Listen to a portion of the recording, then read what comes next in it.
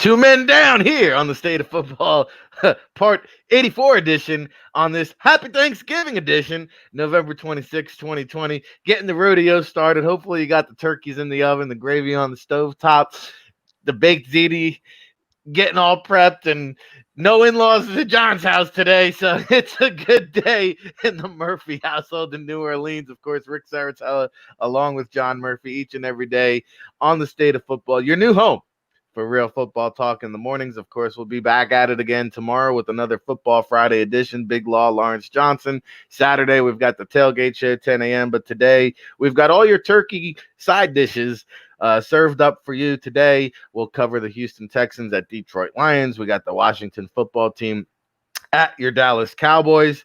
Unfortunately, the Baltimore Ravens strength coach robbed us of a good one tonight. Ravens and Steelers now being postponed to Sunday 1:15, we think, because as of this morning, our friend Josh Alper reporting on Pro Football Talk, multiple reports now on the latest Ravens testing, and of course the strength and conditioning coach it has been disciplined now for not reporting symptoms, not wearing a mask regularly.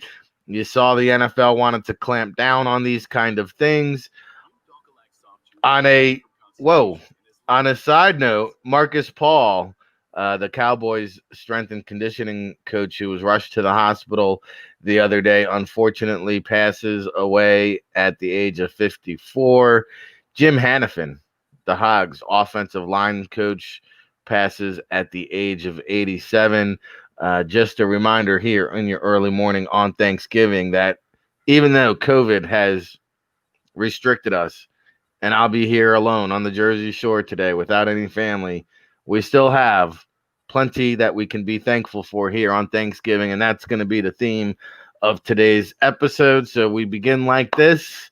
John Murphy, any thoughts, any things you want to say here before we dive into our football action? Yeah, I mean, on both of those notes, tremendous career. We all well know and have seen. If you weren't around for it or weren't watching it, all you need to watch is those America's Best Games, and see on the NFL Network anytime they've shown, anything to do with the Joe Gibbs teams, John Riggins' success, amazing offensive line, that the Redskins had in that, that time frame. And and for Marcus Paul, I mean, that's just got to be unbelievable, for his family to suffer such a shocking loss, there. As unfortunately, it seems like whatever happened in that moment, earlier this week was something that could not be recovered from. So at least thoughts and prayers out to his family. I'm only happy to know that at least they were there.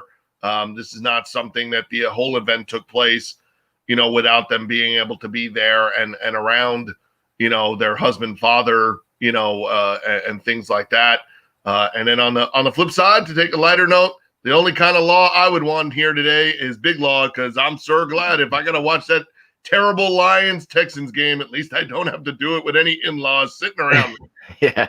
Well, let's start off with the other one, because we mentioned the coach there, Paul, passing away. So the Dallas Cowboys now playing with some heavy hearts here on Thanksgiving, 3-7 against the Washington football team. That's also 3-7. Battle of the NFC least. One of these teams trying to climb and claw their way to the top of this thing. And you saw the Cowboys now. They upset the Vikings last week. Maybe this brings them closer together. Maybe they start rallying the troops. Maybe they put together a little winning streak here, John, because the Eagles are surely on the ropes. So the winner of this matchup, I think, has a legitimate shot to win the division. Yeah, and you finally saw kind of the balanced attack with a veteran quarterback, which is kind of what they expected, and why you would have Andy Dalton, kind of on your team. And, Minnesota comes down, takes the lead, and you come back and, are able to bounce back and then take it back and then keep it from getting, a field goal at the end or going to overtime.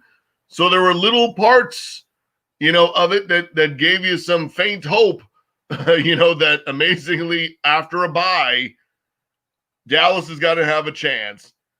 in a 5-day time frame to double their win total and be temporarily in first place. I mean, that's unbelievable in itself. The other thing we saw was, what was it, 782 days, from the last time he got a win. And Alex Smith, pulls out a big win there. And you just saw the report this morning. He's saying he wants back for 2021 in Washington. Yeah. And I mean, what's to say the way he's played, 300-yard game and then backed it up with another, impressive performance. At least one thing, no matter who or what else they do at the quarterback position, he gives you a winnable guy. When you're looking again at the conference, we don't know what Dallas is doing, with Prescott, no matter how much they talk about it.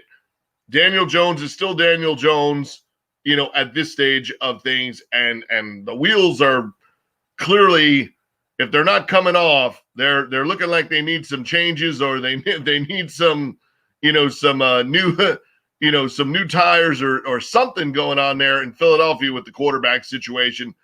So having Alex Smith might actually give you, at least the most, safe option in the division, if not the best option, in the division next year. So, I mean, that's a starting point.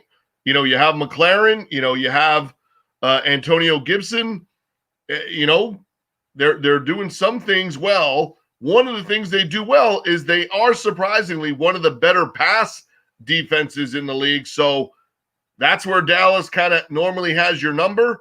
It'll be interesting to see if the Redskins can stop it. Just the way that these teams have played recently, I'm kind of leaning toward, Dallas here. I don't think it means they're going on a run. I just think it means the schedule of what you're getting is just kind of playing out for you to kind of benefit from the factor that no one has gone and run away from this division. And in all reality, as painful as it might be for me to say, regardless of who wins today, really the team that's playing the best football is the Giants. In all reality, the best of the worst football has kind of been that the Giants give you enough to be like, if they're playing these type teams, they're probably just enough. right? Like they had the Cowboys on the ropes, and that was with, the last time we saw Dak Prescott, and then they've had those games with Philadelphia, that kind of were just, setting football back, 100 years if you have to watch them. But you would say, that at times the Giants show up a little bit on offense. They show up a pretty good defense a lot of the times. And then they have that kind of, they'll make a special teams, or, they're playing hard. And I think, the best part of it is that so many of their young guys are getting involved and are playing. They're not always playing good, but they're on the field getting experience. Yeah, I'm going Dallas here, but I think, like I said, unless the Giants just, don't show up this weekend, you got it right there for you, to take the, kind of put yourself in the position, especially when you're looking at who teams are playing, and stuff like that. The Eagles don't have an easy road. They got the Saints in a couple of weeks.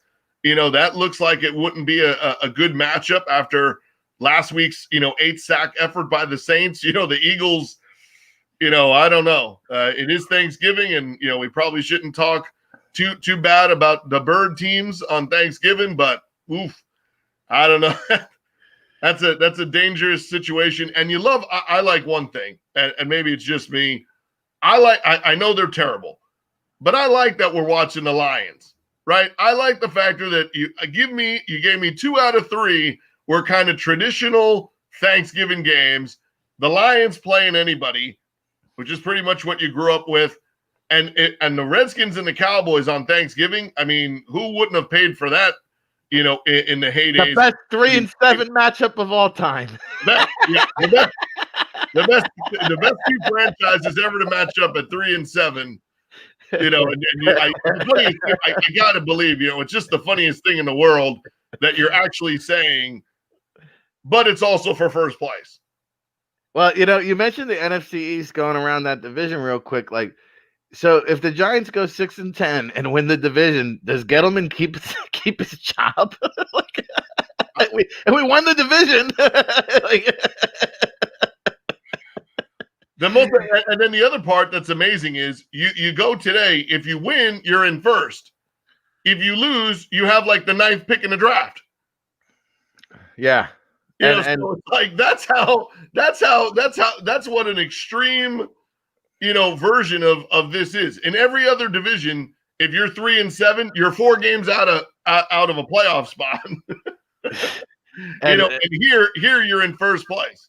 And on the other side of the building is the Jets, and I invited Manish Mehta, to come on the show today to address the situation that's going on with the New York media there at the New York Daily News. So we'll see if he gets back to me there. But it's sticking on this Washington football team versus the Dallas Cowboys. If you're a long-time listener to the show, like I see our boy DC Daniel Cassidy in the chat room. Happy Thanksgiving, brother. Then John has got a 4-game lead on me. I've got to start chipping away. Time to take out that axe. What better game did it? I mean, 3-7 versus 3-7. This is a coin toss game. I'll take my chances with Alex Smith and that Redskins defensive line, because surprisingly, it's hard to imagine that last week was the first week Ezekiel Elliott had a 100-yard rushing game this year. Wow. Paying him all that money. You better start producing a little bit more than that, Zeke, because you start having those conversations. Who's the best running back in the league? Zeke doesn't even get mentioned. It's Dalvin Cook. It's Derrick Henry. It's Nick Chubb. I mean, Zeke's not even in the conversation, right? I mean, so I think he's going to be in trouble against this Washington defensive line. They're starting to heat up. The Kerrigan boys you saw last week. Montez Sweat had a sack. Tim Settle inside had a sack. Chase Young had the forced fumble. So I think that Washington defensive line is going to come. And we talk about the Cowboys playing with heavy hearts. Jim Hannafin, I mean, the Redskins, I mean, there's going to be a long moment of silence before this matchup. And obviously the Cowboys, it hits a little bit closer to home, I think, just because your strength and conditioning coach, you share, you see him on an everyday basis, and he dies, and now you got to go play a football game. So heavy hearts all around for both of these organizations. But I've got to start chopping wood here, and I'm going to go with the Redskins. Try to make up a game here on Thanksgiving. I'm thankful. Could have your Clint Longley moment if Garrett Gilbert gets in the game, and leads the Cowboys to a win on Thanksgiving. It would almost be, apropos for Garrett Gilbert to have his one son on Thanksgiving. I think this, at least we're going to get a 4-quarter game out of this. Man, you know what? Matt Patricia is in trouble, I think, today. Well, let's get into this one. And I see you, Jesse Frittich. The familia is up. Thanksgiving. They're in the chat room. Get down on it. Twitter, Facebook, Periscope, Instagram. Woo! Let's get on it, baby. We're all fired up here at the Jersey Shore and New Orleans, two of the best places to be in the world on Thanksgiving. So let's dive into the Houston Texans, John, 3-7 at Detroit Lions, 4-6, and to me, last week was the nail in the coffin for Matty Patricia and really Quinn. I think they're tied to the hip in some respect. So here's a game where they are fighting for their playoff life, but at this point, I don't even consider them in the mix. And the Texans, I mean, forget about this organization. I used to think there was some appeal with Deshaun Watson taking this job as the GM. I now am on the side of I don't want any part of it. I just don't like the optics. I don't like what's going on internally. I don't like what's going on from the appearance externally. To me, this is a poison job. This is a job that somebody that's desperate like Louis Riddick will take, and then he'll be out of a job in 2 or 3. Hey, Johnny's throwing his hat into the ring. So, you want to work with your boy Jack Easterby over there?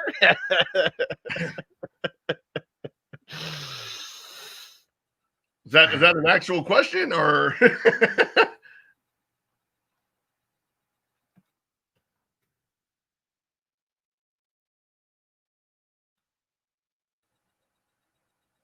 The Texans are listening. Declare your intent for the job, Johnny. Well, I think what you've seen, and it would probably be surprising to a lot of folks, is that Deshaun Watson is actually having, a very good season when you consider how or what you can say about having a very good season while your club is 3-7 overall.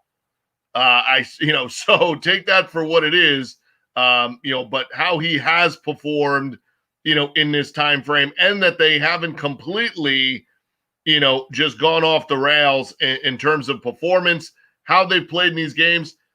Much like Atlanta, they are giving, those guys, their decision makers every reason to kind of possibly buy into this. Romeo Crennel add an offensive, piece or something to it, on the coaching staff. Like I said, it's well known that they really like Anthony Weaver throughout the organization. There's a chance that this may not continue to get blown up, in the fashion that, that some people have thought. The other part of this is, amazingly, even though he's been gone for a while and it's, been for a very good reason, all of a sudden Rick Smith is going to become a hot name again, in this pattern. It seems like he's got some interest, from Atlanta, and potentially has already talked to them.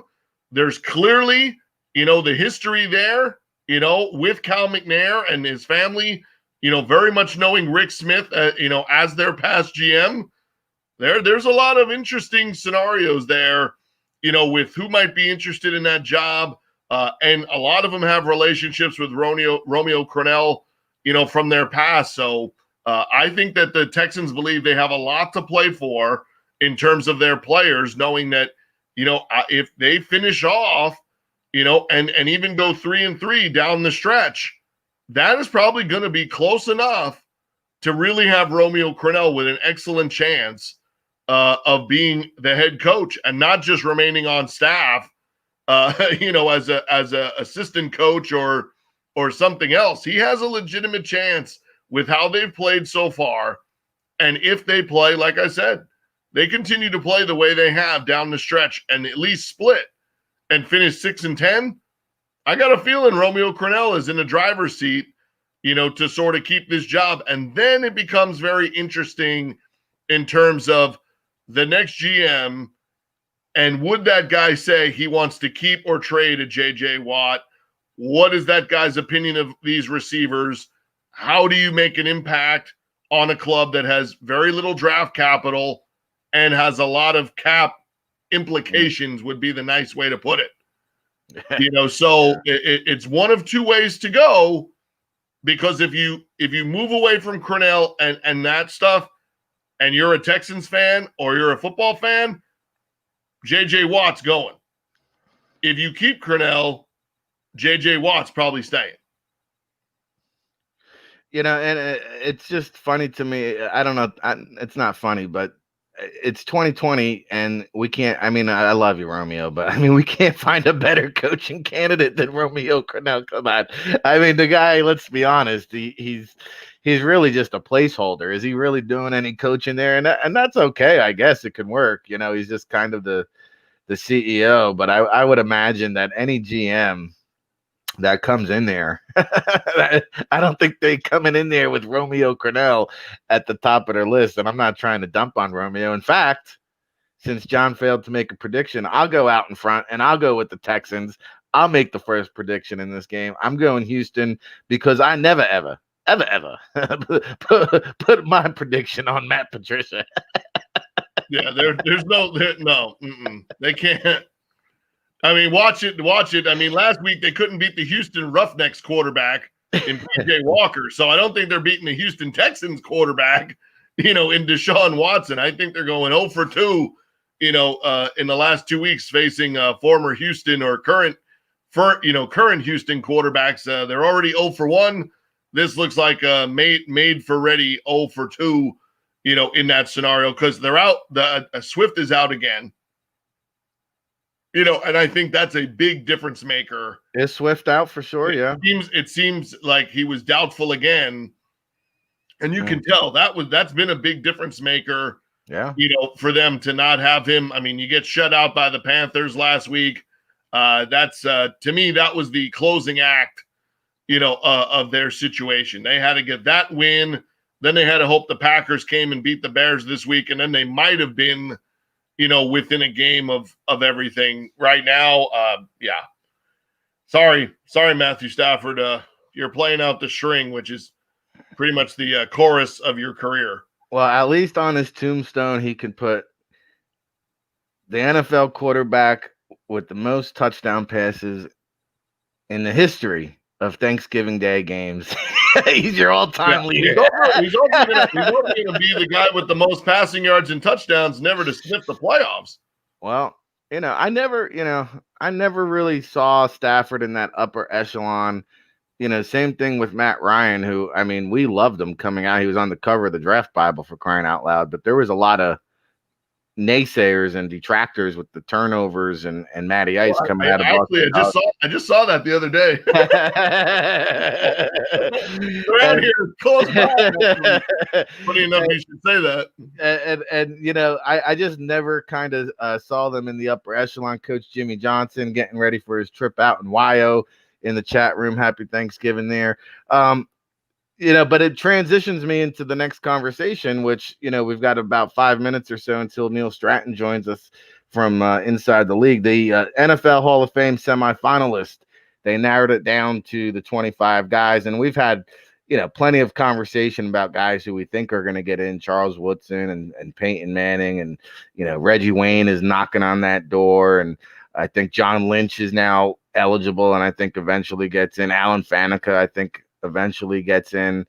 Here's an interesting one. Jared Allen, because he has 136 career sacks, and 2011, 22 sacks in a single season, one of 7 players to lead the NFL in sacks twice in a season, 4-time All-Pro. But to me, I just feel like now that we've had time to reflect, he retired in 2007. Was it that long ago? No, 2013. No, 2015. Okay. So we've had 5 years to reflect on it. I don't see Jared Allen, like, I don't want to put him in the hall with Lawrence Taylor and Julius Peppers and Reggie White. I don't know if Jared Allen is in there for me. Is he probably more, in line with Kevin Green? Yeah, I'd say just kind of knocking on the door, right? Because is Kevin Green in? I think he's now in, right? Is he in? Well, see, so it's close. Like I said, like the other day, hey, there's a few guys that I wouldn't mind putting them up on the front lawn. The front lawn is the hall of really good to sometimes great, not, How about this one? Rondé Barber.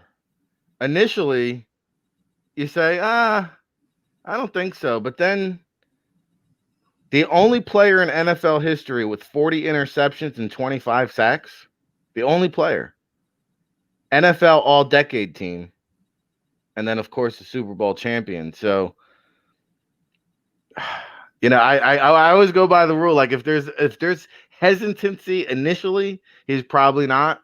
But, man, you hear that? Like, the only player in the history with 40 interceptions and 25 sacks. That's pretty dang good. And he was a catalyst on one of the greatest defenses of all time. Well, I'll say this. The other thing that gets me going back and forth with the Jared Allen thing is, if he does get in, he's still only 38. So he retired when he was 33, you mean?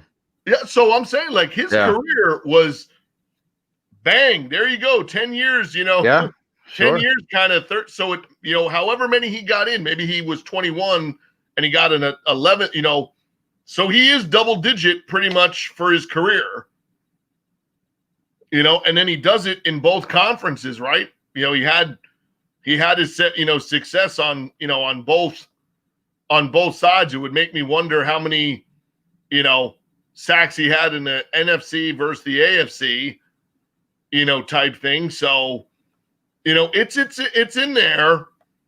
And then you say, and the funny thing is with some of this, like especially the receivers, and even in this spot, and even the O-line, if you say Ronde Barber, Eric Allen, Ronde Barber, and now the numbers look close. Yeah, you can go either way.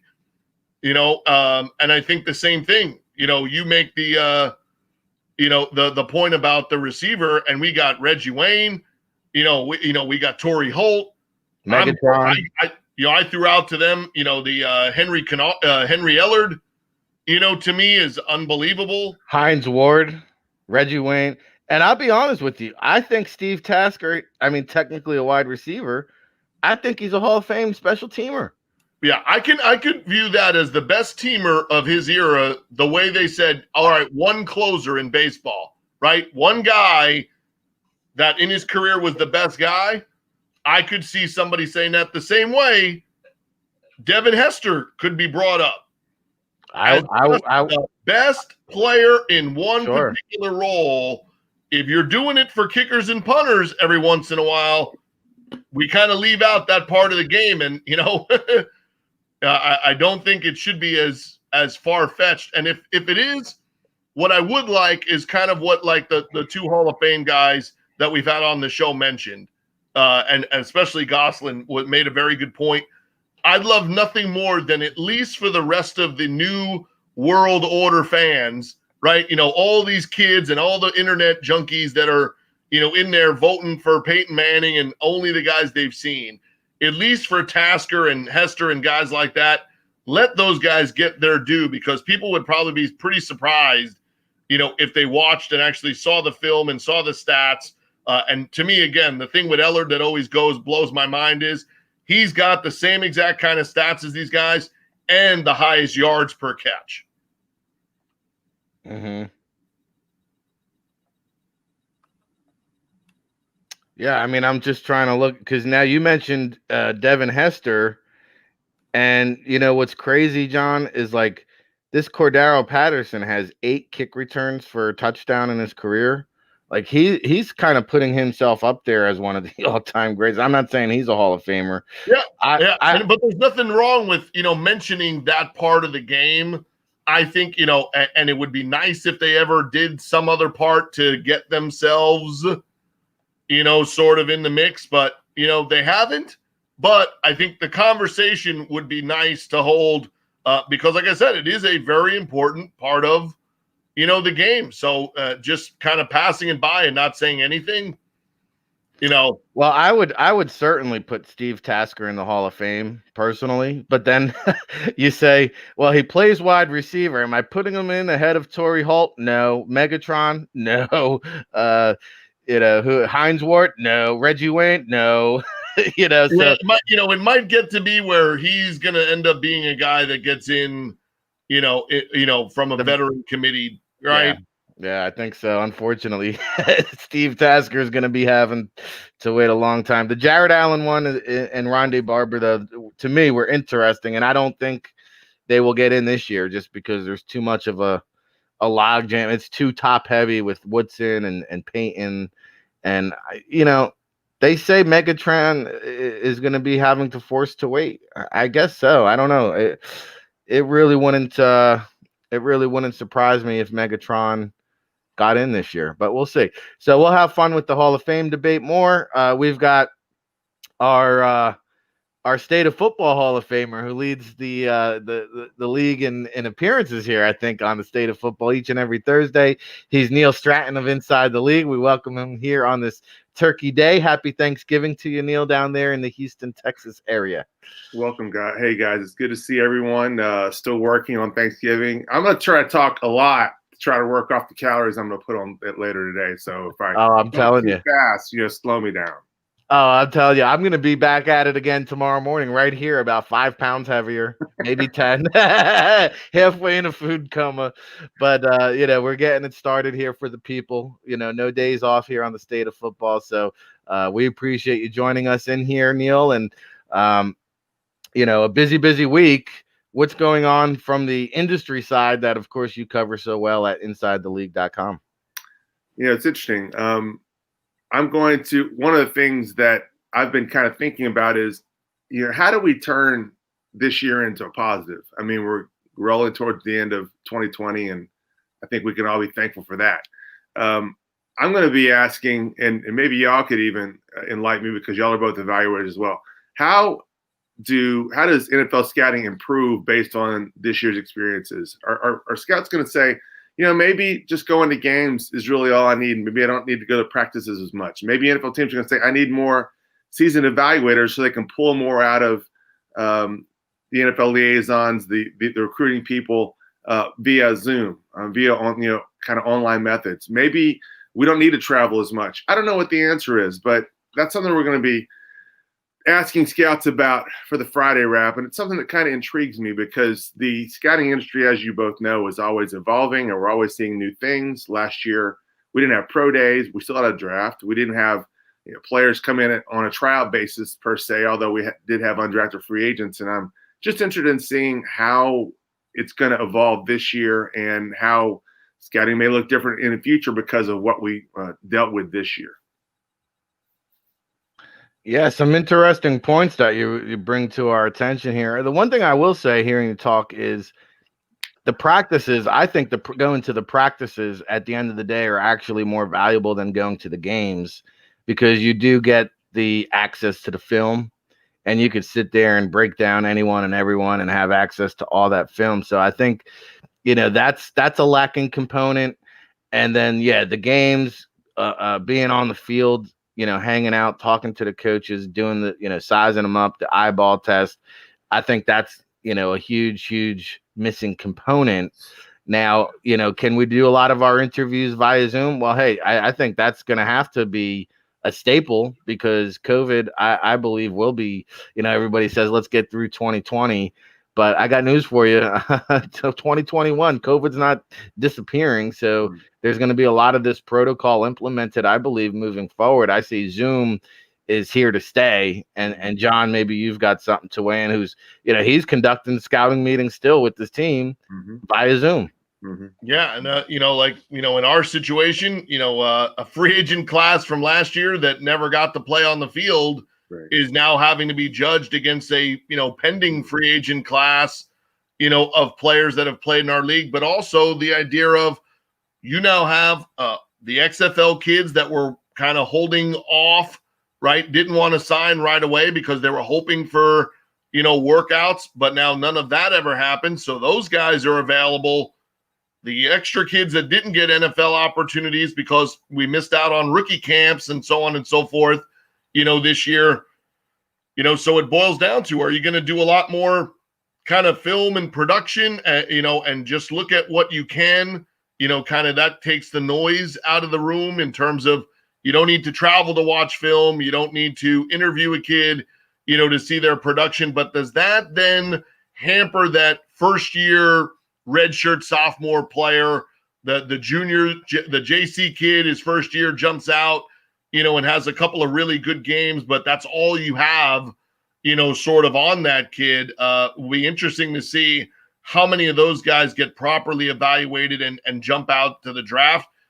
And then the thing we saw last year, which was, it was not a good year, to be a small school player. And how will that get affected, in this cycle, kind of as well, because you just know if we have an added group of underclassmen and they come out and then we have, an organized, group of, small school guys who are looking for opportunities, they're not expanding the draft. That it would seem unlikely, that you would expand the combine, even if you're shying away from some of these pro days and how you're doing things. So, I think if you're going to delve back and say a lot of this is going to be, film and production, because right now the one area that we've said even before COVID, but they've doubled down on it with COVID, is a lot of those scouting jobs have started to go to folks that they can just teach it to, tell them fundamentally what they need to do, and then they send them out on the road, which does not encourage, your own thinking process, your own thoughts, your ability as a veteran guy to watch a kid at practice, listen to something, hear something about a player, and instantly be able to say, okay, that relates to the last 35 guys, I've heard about with that kind of background. We need to ask these questions, or we need to check out these things. We need to talk to the right person. Because on every staff in college football, there's somebody who's going to shoot you straight, and there's somebody who's going to put it on a tilt one way or the other, depending on their flavor or, like their stance on the player. So you could get the best review, you could get the worst review, or you could get kind of closer to the reality review. And you know what it takes to understand how to get that? Having those relationships, having been in and out of those programs, talking to them at least, once a year in the spring and fall, and then they trust that they're sharing that info. If you're going to the wrong source, you get the wrong information. And I think that's part of the process here that we've all been missing since everything got shut down last year, because there's really been a very much a lack of flow of communication and information dating all the way back to last March. Mm-hmm. Mm-hmm. Well, speaking of communication and information, if you log on regularly to the Succeed in Football blog this week, you had a highlight of some of the top personnel directors, I think from the collegiate level. My guy from Rutgers was on the list. Our buddy Cody from Northwestern was on the list. He did a great job profiling some of these up-and-coming superstars. Yeah, it's fun to work with these guys. And I know y'all know a lot of them. You mentioned two of them, Rick. These guys are full of energy. They're very highly professional. It's just there's only 32 teams and only so many jobs. Only typically 2 to 3 scouting assistants hired per team, and that's not every year. It kind of depends on what kind of turnover a team has, and so there's limited opportunities. One of the things that we're seeing, however, is that colleges are valuing these people that are in-house a lot more. We're starting to see the salaries kind of bump up. We're starting to see former NFL scouts come in and work for schools, some of the bigger schools, and really kind of bring their techniques and that kind of their strategies and that kind of thing. And I have some friends that are with search firms at different schools, and one of them said, "Hey, listen, I need to learn these guys," and that's what kind of prompted this blog post. It was an interesting one to put together and a lot of fun to put together, because it kind of gave me a chance to reward some of these guys that are I'm always talking to. They're always trying to develop things. They're showing up at symposiums. They're coming on our Zooms, probably coming on y'all's Zooms as well, Rick, and trying to learn everything they can, really passionate about it, really pursuing it. And the least you can do is to try to kind of honor their efforts a bit by giving some mention, in my small corner of the world. So it was fun. For this week, we're kind of going in a different direction for the Succeed in Football blog. We had Blake Bettingfield. I think y'all know Blake. Blake's a great guy, really great on Zoom, very expressive. Always tells some great stories. And he was on with us on Monday night, kind of giving 50 sleepers, guys he has seen, mostly on the small school level. But and when I say small school, obviously FBS, but kind of mid-tier kind of players, Sunbelt, those kind of guys. And a couple players from smaller schools that maybe didn't play this year, but he remains interested in them, is able to watch their film. He had 50 guys that he talked about on Monday.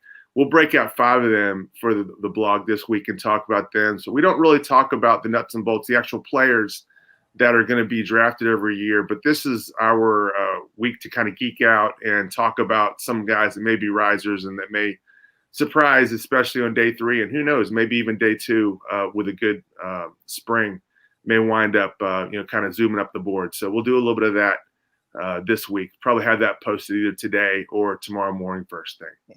Oh, very cool stuff. Succeedinfootball.com if you want that information. And then, the other thing I wanted to touch base with you, because we're getting asked about it now frequently, and they're getting ready to start up. It's somewhat of a surprise to me, but the Fan Control Football League is going to be a 2-month season, 4 teams.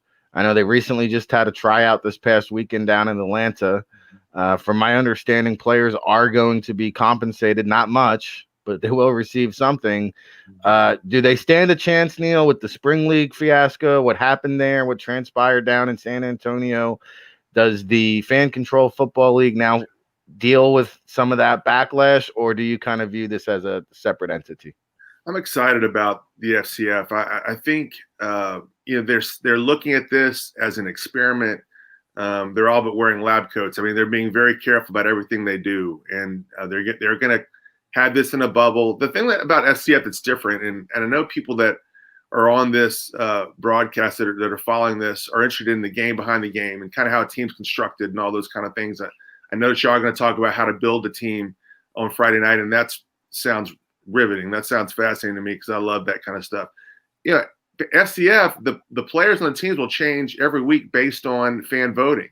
The plays that are called, the players that play, all those kind of things are up for fan decision making as part of the online platform they have. And so it's an interesting thing. Again, these guys are not obviously your college stars that or the NFL is competing with to sign these guys, but they're all competent players, and it's going to be a way of watching football that's very different. It's almost like Madden in real life, and I know that people talk about that, and this isn't the first time that kind of comparison has been made. But I'm excited to see it, and all their games will be broadcast on Twitch. There's not going to be any secrets about how and where to find their games and all those kind of things. I think, especially after week 2, week 3, when fans get to watch them, to play them, players kind of get to learn them, get to know them a little bit more. It's going to be really interesting to watch how the teams evolve and how the votes are cast and what plays go on. I mean, I don't think they're going to be throwing long on every down, but maybe every other down. I mean, you hand this to the fans, it's going to be a little more exciting. It's going to be fun to watch, and I'm excited to kind of see what happens. And again, as Rick, you especially have your thumb on the pulse of the direction of football and how technology is changing it. And that's one thing I've always valued from our relationship is how tuned in you are to that, and I always learn from you in that regard. I think this could be a direction that we haven't seen, and is eventually maybe even have implications in the NFL. As a purist, I hate to say that, but it's still true. And ultimately, this is entertainment. This is about trying to keep people glued to the TV or whatever their viewing mode is of choice. And so there may be some implications here that we see down the road in the NFL. I don't know, but this is a chance to kind of see it kind of on the ground level. I'm really excited. It's starting in about a month or so, and month, I guess maybe 2 months. I'm not sure exactly about the schedule, but it will be a lot of fun. I know they'll be kind of assembling the rosters and training and that kind of thing soon. So something to keep on your calendar and to be looking for. I think it's going to be a pretty exciting thing. I'm intrigued. I hope it works, and I think the XFL, if they ever do come back, could probably take a note or two from what they're doing, because you take a look at this modern day era where you have the YouTube sensations and the overnight Instagram success. Well, now you've got a league here who's kind of gearing towards the football audience, but then also incorporating, like, I think Mike Tyson and Richard Sherman are two of the coaches, I believe. They got some other celebrities involved. So, and from my understanding, that how it does differ from the Spring League, at least, is they've rented out the entire hotel. So there will be no other, public outsiders coming into the hotel. John, is this a concept you think can work here in the COVID era? Yeah, I think that, the interesting part of it is what you're saying. Like when you take everybody kind of behind the scenes, with this, and you're saying to them, like, okay, hey, in one area, literally they are repeating what a video game, sort of gives you in terms of, hey, we're going to let you pick the color scheme, we're going to let you pick what the logo or the whatever team, type thing is, and then, hey, now we're picking the roster and how do you want to do it? And, things like that. It does give a different optic to it. And the other optic that you talked about, there are some of the guys that we've seen that you could be maybe not just the prototype for true professional football, but the guy that has 300,000 followers and is a good player. Mm-hmm. That guy now has a chance to where he's using kind of both sides of the business to manipulate his way into being the featured player, right? So it is a kind of football meets Tron, kind of weird, kind of scenario there to say like, hey, you could take a guy and suddenly make him the featured player on the team, even if he's not considered the featured player on the team. So like all of those things of the interaction with the guy who caught 7 passes, okay, that's great. And he doesn't interact and he's not socially media savvy. And the other kid who had 1 catch for 30 yards might end up being the star of the show because he's all over the place posting 24/7, right? I mean, like look no further. We brought that kid to camp last year who's got probably the most followers in the history of pro sports as a kicker. That kid would dominate. I mean, it wouldn't be shocking if he's in that league because if you're that smart to be able to kind of, do every time you're doing something, you're able to link it and connect it on social media. Like if Starbucks wanted to do that with any of us, we'd welcome, brought to you by, we're good.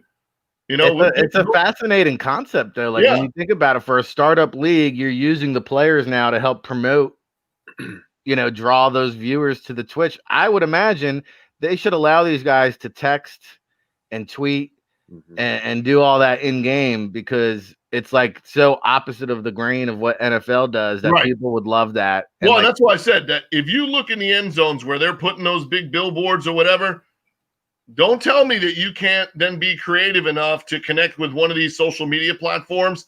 And when they score or when they make the play, come do your little 15-second TikTok dance, literally on there, and have it going live as you're going. Yeah. Like I said, I'm more than willing to volunteer Neil to come on each week and do a TikTok dance as a wrap up.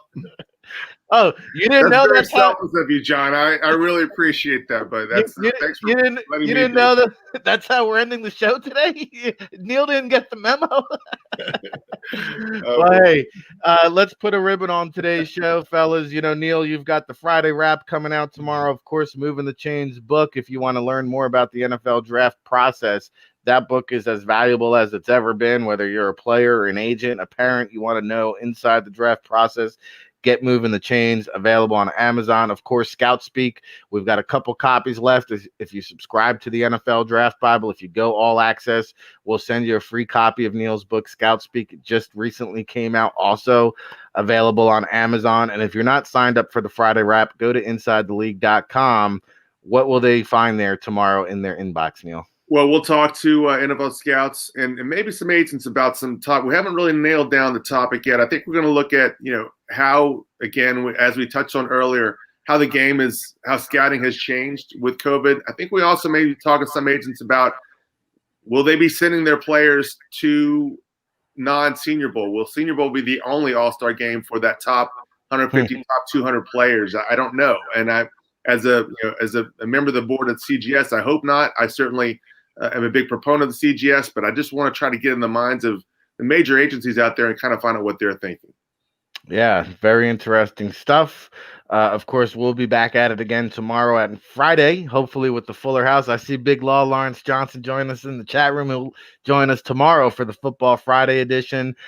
We will also have, as scheduled, David Turner and Ryan Roberts, if they can get their internet act together for tomorrow. They conveniently had internet issues here on Thanksgiving.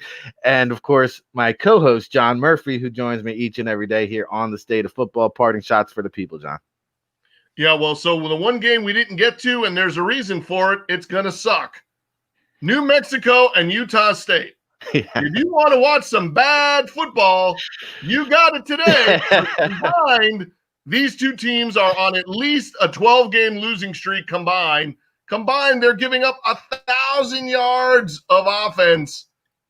And here's the bad news for Utah State. They had to kick their starting quarterback off the roster. No, it wasn't for his performance on the field, which was pretty suspect, but it was for overall, violation of the team rules. Well, you better have some team rules. You're only scoring 11 points a game. How about some team rules that allow you to actually score some points?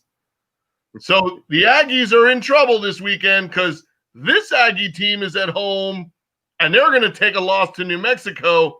And tomorrow, the little light's going to go on because Texas A&M, enjoy your turkey because you're on upset alert come tomorrow. Sound the sirens. Sound the sirens. Well, somebody's got to win. New Mexico, Utah State, the battle of 0-4s. Of course, Colorado State at Air Force, the other game on the docket today. If you're just tuning in, we did our Thursday NFL preview earlier in the show. Big shout out to Neil Stratton for joining us here on Thanksgiving. We hope you all enjoy some family time today, at least get some good food, some TV, and we'll see you tomorrow, everybody.